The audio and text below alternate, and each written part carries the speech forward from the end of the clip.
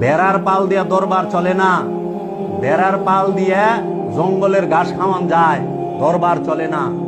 মুরিদ পাইবেন, ফুল পাইবেন না, ফুল আইব না।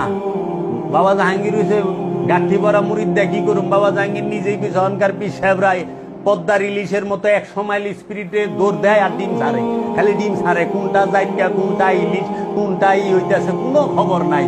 ওখানকার পীর সাহেবরা হলে মুরিদ করণের লে পাগল, মুরিদরে ফুল বানানের পাগল না, মুরিদরে অলি বানানের পাগল পীরে না। পীরে সিরুমে ঘুমায় আর ভক্তে বাইরে হুগলা পায় না, হুয়নের ভক্তে হুগলা পায় না, হুয়নের।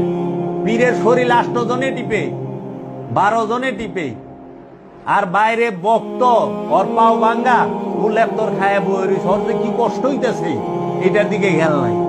যত কষ্ট হইতেছে, ভোগের রাজ্যে থাইকে ত্যাগের বাণী মানায় না। ভোগীর কাছে ত্যাগের বাণী আছে, কিন্তু ভোগী ত্যাগের মধ্যে যাইতে পারে না। কাজেই এই মোল্লা পাগল দেখছস, পাগলামি দেহস না।